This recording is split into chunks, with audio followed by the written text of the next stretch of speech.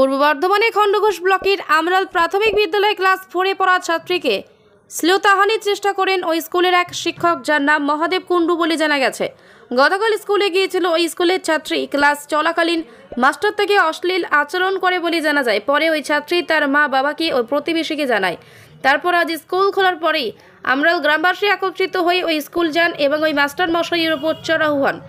তারপরে ঘটনাস্থলে খণ্ডঘোষ থানার বিশাল পুলিশ বাহিনী হাজির হন। পরবর্তীকালে পুলিশদের সাথে পাবলিকের বৎসতা বেঁধে যায়। তারপরে ধস্তাধস্তি শুরু হয়ে যায়। ঘটনাস্থলে পুলিশ সাথে অভিযুক্তকে পুলিশ ভ্যানে করে ঘটনাস্থল থেকে উদ্ধার করে নিয়ে যায়। সেই সময় জনতা ক্ষুদ্র হয়ে পুলিশের ওপর ইট বৃষ্টি শুরু করে দেয়। তার সাথে সাথে পুলিশও লাঠিচার্জ শুরু করে দেয়। এলাকাবাসীর দাবি যেন কোনোদিনও মাস্টার মশাই কোনো জায়গার চাকরি না করতে পারে, তার ব্যবস্থা করতে হবে সরকারকে ও প্রশাসনকে। এই ঘটনাকে কেন্দ্র করে গ্রামবাসীরা উত্তেজিত হয়ে পড়ে এবং ক্ষোভে ফেটে পড়ে। তবে এই ব্যাপারে ছাত্রীর পরিবার থেকে কোনো রকম মুখ খুলতে নারাজ। প্রশাসন আধিকারিকেরা আশ্বাস দিয়ে যান যে দোষীর উপযুক্ত শাস্তির ব্যবস্থা করবেন। আমি বলছি স্কুলটা কি মহাজন তুলে হয়ে গেছে মাস্টারদের? বলো কি কার কি হয়েছে, কি ঘটনা ঘটেছে? ঘটনায় একটা বাচ্চা মেয়েকে ধর্ষণ করেছে, তাহলে ওর শাস্তি হলো না কেন? স্কুলের মধ্যে? স্কুলের মধ্যে কিসে পড়ে?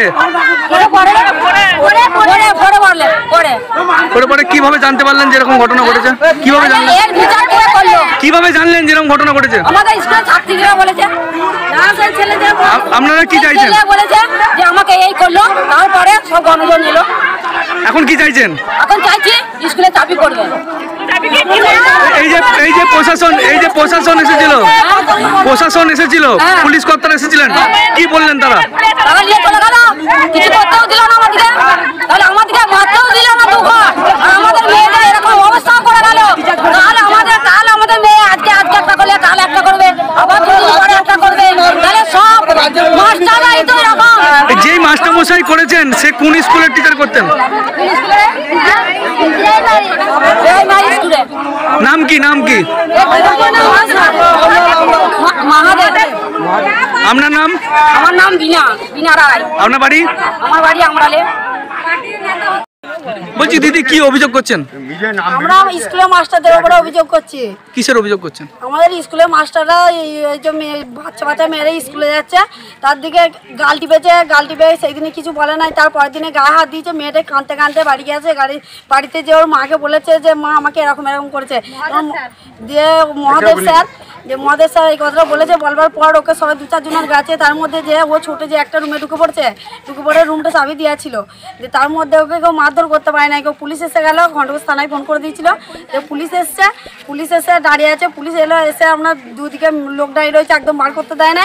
তারপরে পুলিশ এসে ধস্তাধস্তি করে একটি মেয়ে পুলিশ ছিল খণ্ডঘোষ থানা থেকে। কতজন মোটামুটি মহিলা ছিলেন তখন? যখন পুলিশ আছে তখন কতজন মতো মহিলা? 150-60টা 100টা এরকম অনেক মেয়ে ছিল। ছেলে বা মেয়ে। কটা মেয়ে পুলিশ ছিল ওখানে তখন? মেয়ে পুলিশ একটি ছিল। এতগুলো মেয়েকে সামাললে একটা পুলিশ কিভাবে সামাল দিল? ছেলে পুলিশের সাথে মেয়ের দিকে ছিলাঠিলি করে ধাক্কাধাক্কি করে তৈরি হয়েছিল। প্রচুর মানুষ জমায়েত হয়েছিল। কেন জমায়েত হয়েছিল?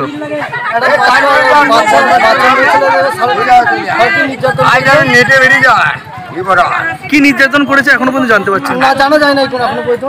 কিভাবে জানতে পারলেন যে এরকম নির্যাতন করেছে? একটা জনতা দেখছি যে পুরো একদম ক্ষিপ্ত হয়ে পড়েছিল, পুলিশের সাথে ধস্ত হয়েছিল। কি বলবেন এই ব্যাপারে? বলো পুলিশই দায়ী। পুলিশ আমাদের উপর কি হচ্ছে?